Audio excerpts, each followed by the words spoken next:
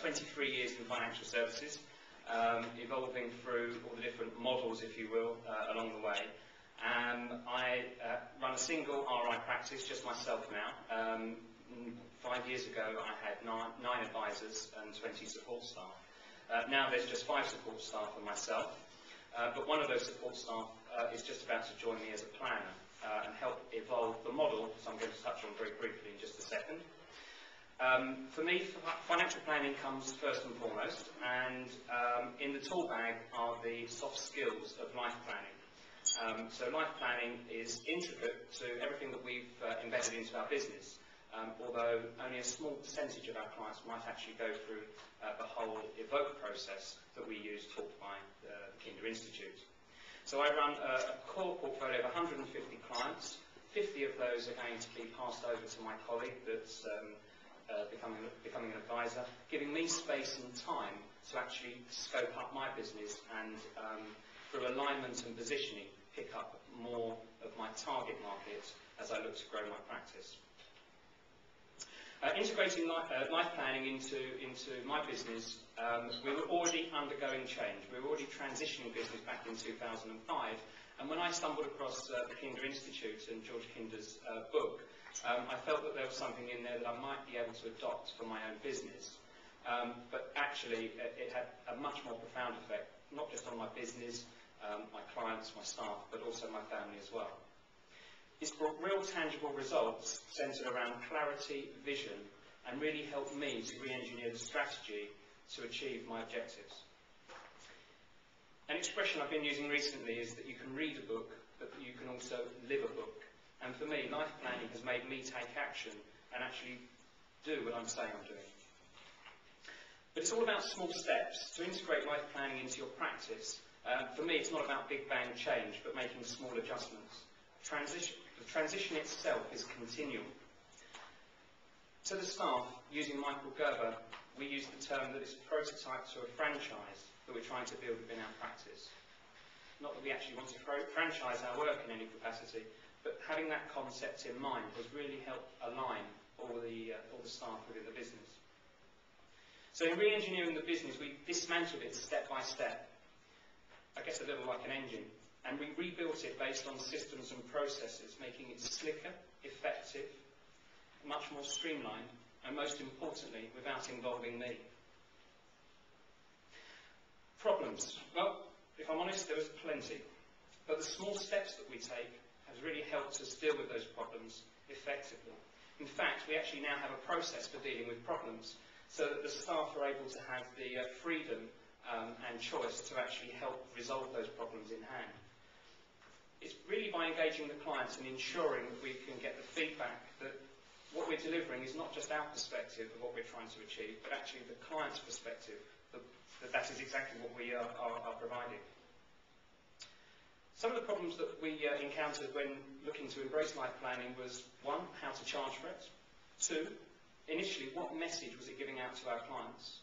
And 3, was the extra time spent with the clients really worthwhile? So overcoming some of those issues, we tried charging hourly for the life planning process. We charged flat rates in isolation for the evoke process that George Kinder teaches. And we tried integrating the process into our service contracts to try and ensure that we could deliver it again at a flat price. It's work in progress, if I'm honest. We still haven't actually concluded the best route, although my own preference is to go on flat rates. 20% of our clients have actually gone through the life planning process itself, evoke, but 100% have benefited from the integration of life planning techniques into everything we do within our business. The second point, initially sending out the wrong message. When I first embraced life planning, I tended to attract clients who weren't in our target market, and that perhaps was down to my positioning and alignment, and again, it was a case of re-engineering that piece, which I'm currently working on now. But it is so worthwhile. The connection with the client is so much deeper, the relationship becomes stickier, and if I'm honest, all it's doing is providing enhanced soft skills that clients really, really, truly value. Just give you 2 brief examples of clients that we've worked on recently. One particular client who worked within private equity had a very large cash portfolio. We look after a couple of million of his money. He has property, life-work balance, children that he spends a lot of time with, and a great relationship with his wife. To be fair, where could I add value? He had been a life plan client for 2 years, and in a recent meeting, using the emotional attachments, I actually asked him what issues he's facing presently, to which his response was lack of return on cash. It's such an obvious point, and I guess many in the room would have already guessed that, but I hadn't, dealing with such a sophisticated individual. We're currently in the process of looking at a near cash alternative to help resolve his issues. But it was connecting at that emotional level that brought the extra value. Likewise, another client that we've had for 9 years but hadn't taken through the life planning process approached me because they were looking to divorce and they didn't want to go through spending time and money with lawyers on the money piece. So they wanted to bring me in, having dealt with them for 9 years, to help them with their financial affairs. And using the life planning techniques, within 9 months they're actually back together again. And yep, I appreciate that's the soft skills that's attached to it, but should we say life planning is just goal-based, good financial planning done properly? So, types of clients that life planning can work with. When I first set out with life planning, I had a misconception that it would be for middle management and perhaps people that had got stuck along the way, that perhaps had lost their vision or their goals as to what they were trying to achieve.